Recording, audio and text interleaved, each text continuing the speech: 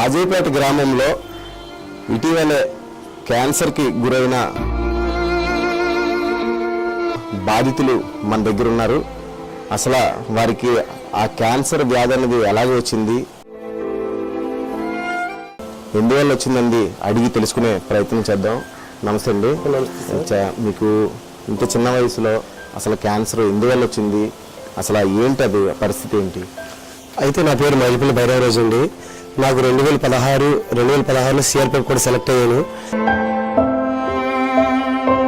CRPF select అయినప్పుడు తర్వాత నాలో రాను కాలక్రమేపీ శక్తి తగ్గిపోవటం, నేను 5K వేసేవాడిని, తర్వాత ఆర్మీ రన్నింగ్ కూడా వేసేవాడిని, వేటకు కూడా వెళ్ళేవాడిని. అది రాను శక్తి తగ్గిపోవడంతో డాక్టర్ దగ్గర చూపించాను. మామూలుగా మాకు వేటకి వెళ్ళినప్పుడు ఈ చేతిని వాసిపోతే మా వాళ్ళు నాటువేదిని తెప్పండి, వేటకి వెళ్ళిపోయి గుచ్చుకో ఉంటుంది, వాసిపోయింది అనేవారు.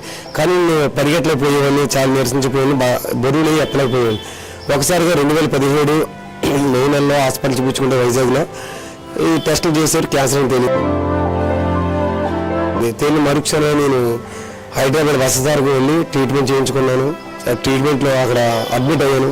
అడ్మిట్ అయితే వాళ్ళు 10 లక్షల వరకు అవుతుందని చెప్పారు. అప్పుడు నేను నిరుపేద కుటుంబంలో మత్స్యకార కుటుంబం పట్టడంతో ఇంకా మీకు అమౌంట్ లేకపోతే ట్రీట్మెంట్ చేయలేము, వెళ్ళమని చెప్పారు. అదే సమయంలో మా గ్రామస్తులందరూ కూడా తలా కొంటిగా 100-200 ఉపాధి NRGS వాళ్ళు, తర్వాత మత్స్యకారుల సంఘాల వాళ్ళు, మా ఊళ్ళో ఉన్న సంఘాల వారు, ఇతర అందరూ కూడా సహాయం చేశారు. ఆ రోజు నాకు సహాయం చేస్తే ట్రీట్మెంట్ కూడా చేయించుకున్నాను. ప్రభుత్వం నుంచి కూడా ఎటువంటి నాకు చెక్ కూడా రాలేదు, ఏమీ చేయలేదు. సీఎం రిలీఫ్ ఫండ్ కూడా రాలేదండి. ఆ రోజు చాలా పలుమార్లు నేను అధికారులు లేదు తిరిగాను, నాయకులు లేదు కూడా రాలేదు. ఏంటంటే నాలాగే నేను ఒక్కనే కాదు, నాలాగే చాలా మంది ఉన్నారు. ఇప్పుడు వచ్చి రాజీపేట ఈ రోజు వరకు వచ్చేది దగ్గర 75 మంది వరకు కూడా క్యాన్సర్ బారిన పడి, క్యాన్సరే కాదండి, cancer, liver problem, kidney problem కూడా పడి చాలా మంది ఇబ్బంది పడ్డారు.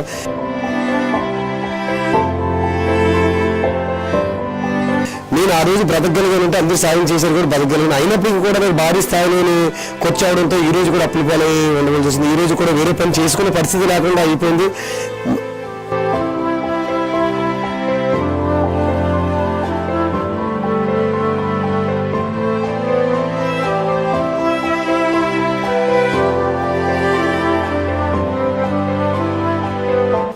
హాస్పిటల్లో అడిగాను, ఎందువల్ల వస్తుందండి క్యాన్సర్ అడిగితే, మీకు ఏ ఏళ్లలో ముంబై బస్ట్ లుకోమియా అనేసి చెప్పారండి.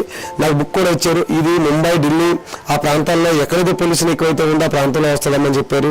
మీరు ఎక్కడైనా అడిగితే నేను ఇలాగా విశాఖపట్నం, అనకాపల్లి ఉమ్మడి జిల్లా అయినటువంటి నక్కపల్లి మండలం రాజీపేట గ్రామంలో ఉండాలని సొమ్మితూరు ప్రాంతంలో మత్స్యకారులను చెప్తే, మీ మత్స్యకారులకు ఎటువంటి పొల్యూషన్ ఉండదు, మీకు ఎందువల్లంటే మాకు గ్రామానికి ఆనుకుని ఉన్నటువంటి 3 కిలోమీటర్ల దూరంలో ఎట్రోడస్ కంపెనీ ఉందండి. ఆ ఎట్రోడస్ కంపెనీ వల్ల ఆయనకు వ్యర్థ జలాలు సముద్రంలోకి వెళ్ళిపోవడం,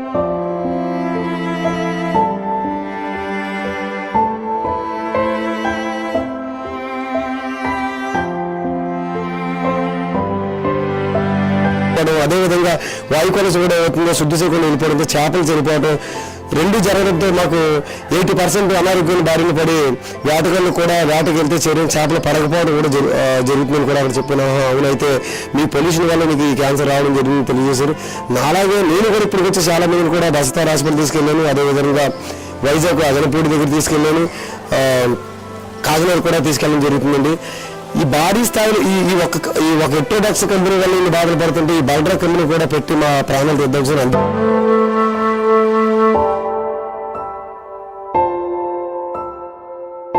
అందుకని ఈరోజు వ్యతిరేకించడం జరుగుతుంది. నేను ఎందుకంటే బ్రతకనే ఉద్దేశంతో అందరూ కూడా చనిపోతానేమో అనుకున్నారు. భగవంతుడి దేవాలని, ప్రజల దేవాలని బ్రతికి పట్టుకుంటే ఇప్పుడు కూడా మా గ్రామ సర్పంచ్ గారు, కామేశ్వర గారు కూడా క్యాన్సర్తోనే చనిపోయారు. మొన్న రీసెంట్గా ఒక ఆమె 2 క్యాన్సర్ కూడా ఆమె చనిపోయింది. తర్వాత 14 సంవత్సరాల కుర్రవాడు కిడ్నీ ప్రాబ్లంతో చనిపోయాడు. 16 సంవత్సరాల అమ్మాయి కూడా క్యాన్సర్తో చనిపోయింది. ఇదే విధంగా చాలా మంది మా గ్రామంలో చిన్నపిల్లలు, పెద్దలు తేడా లేకుండా ప్రతి ఒక్కరు కూడా ఏదో ఒక రోగంతో బాధపడుతున్నారు ఈ పొల్యూషన్ ఎట్రోడాక్స్ కంపెనీ వల్ల. అందుకని మేము త్వరగా ఈ యొక్క కంపెనీని కూడా ఖండిస్తున్నాం సార్. మొత్తానికి ఇంతమంది ఈ క్యాన్సర్ బాధని, కిడ్నీ వ్యాధి బాధని పడుతుంటే ప్రభుత్వం ఏం చేస్తుంది అంటే, ఇక్కడ లోకల్గా ఉన్న ఎమ్మెల్యే గారి దృష్టికి కానీ తీసుకెళ్లారా? తీసుకెళ్తే ఏమన్నారు వాళ్ళు? అయితే ఎమ్మెల్యే దృష్టికి మనం ప్రస్తుతం హోమ్ మినిస్టర్ గారి దృష్టికి కూడా తీసుకెళ్ళామండి. అంటే ఒక ఎటు రచ్చ వల్ల మనకి అనేకమైన అనర్థాలు జరుగుతున్నాయి, వ్యాధులు వస్తున్నాయి, మెచ్చని పోతుంది అని చెప్తే మాకు 2024 డిసెంబర్ 29 తేదీన మేము వినతిపత్రం కూడా ఇచ్చాము మా గ్రామానికి వచ్చినప్పుడు. సరే మీతో అందరితో కూడా మాట్లాడుకుని నేను ఈ పనులు ప్రారంభించాలని తెలియజేశారు. అలా చెప్పిన మరొచ్చాను 2 రోజులు పోయాక వెంటనే పనులు మొదలుపెట్టడం జరిగిందండి. మొదలు పెడితే ఆ రోజు కూడా మేము వ్యతిరేకించాం. 2025 జనవరి 8వ తేదీన పిఎం గారు, సీఎం గారు, డిప్యూటీ సీఎం గారు వర్చువల్గా శంకుస్థాపన చేయడం జరిగింది. ఈ శంకుస్థాపన చేసినప్పుడు కూడా మా గ్రామంలో వ్యతిరేకించాము. అయినప్పటికీ కూడా పనులు ఆపుకొని యథావిధిగా చేసే మా హోమ్ మినిస్టర్ గారు మీకు ఆ పనులు జరగకుండా ఆపుతాననేసి మాతో చెప్పిన తర్వాత చేస్తానని చెప్పినప్పుడు కూడా పలు మార్లు కలిస్తే పట్టించుకునేటువంటి విధానం ఏర్పడడంతో మొన్న సెప్టెంబర్ 14వ తేదీన మా మత్స్యకారులందరూ కూడా ధర్నాగా ఏర్పాటు చేయడం జరిగింది.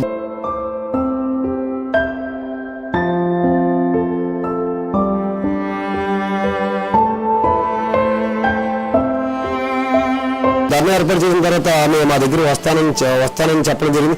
వచ్చిన తరుణంలో మీకు ఎందుకు మీ కమిటీ వేసుకోండి, మీ గురించి ఆలోచిస్తున్నాను, మీరు ఆ రోజు మీ బిడ్డను అదే అని చెప్పేసి కొన్ని మాటలు చెప్పిన తర్వాత కమిటీ అనేది విషయానికి వస్తే గతంలో జరిగినటువంటి ఎట్రోడాక్స్ కంపెనీలో ధర్నా చేసినప్పుడు కూడా కమిటీ విధంగా వెళ్ళి వాళ్ళు అమ్ముడిపోయి ప్రజల్లో మబ్బు పెట్టి మాయ చేసి ఆ యొక్క పైప్ లైన్కి అన్ని విధాలుగా సహకరించారు. కాబట్టి ఇప్పుడు ప్రజల చేతుల్లోనే అంతిమంగా ఈ యొక్క పోరాటం ఉన్నది. కాబట్టి వీళ్ళందరూ కూడా అంగీకరించకపోవడంతో ఆమెను ముట్టడం జరిగిందండి. రైట్. మొత్తానికి చూసుకుంటే రాజయ్యపేట గ్రామంలో యువత అంతా కూడా ముసలోళ్ళ దగ్గర నుంచి చిన్నపిల్లల దగ్గర నుంచి యువత కూడా పిట్టల్లా రాలిపోతున్న పరిస్థితి, అంటే చనిపోతున్న పరిస్థితి. కిడ్నీ వ్యాధి కావచ్చు, క్యాన్సర్ వ్యాధి కావచ్చు, చనిపోతున్న పరిస్థితి. ఇప్పుడు ప్రజెంట్ మనం జిఎంకే టీవీతో వారు మాట్లాడుతూ చెప్పారు, ఒక చిన్న ఉద్యోగం చేసుకుంటూ మనం ఇల్లు కూడా చూడొచ్చు. ఒక చిన్న ఇంట్లో ఉంటూ ఆయన చిన్న ఉద్యోగం చేసుకుంటూ ఆయన కుటుంబాన్ని పోషించుకుంటున్న పరిస్థితి. అలాంటి పరిస్థితుల్లోనే ఆయనకి క్యాన్సర్ వ్యాధి రావడంతో ఆయన చాలా తీవ్ర ఇబ్బందికి గురయ్యాడు. ఇలా తీవ్ర ఇబ్బందికి ఎవరు గురవ్వకూడదని చెప్పి రాజయ్యపేట గ్రామస్తులు అందరూ కూడా ఇప్పుడు బల్క్ డ్రగ్ కంపెనీ ఏదైతే ఉందో అది రాకూడదని చెప్పి 34 రోజులుగా దీక్ష కూడా చేస్తున్నారు. ఈ 34 రోజులు దీక్ష కాదు, ఇంకా ప్రభుత్వం దిగి రాకపోతే, దీని మీద స్పందించకపోతే ఎంతవరకు అయినా వెళ్ళటానికి సిద్ధమని కూడా చెప్తున్నారు. Video Shanmukha, GMK TV, Anakapalli జిల్లా రాజయ్యపేట గ్రామం నుంచి.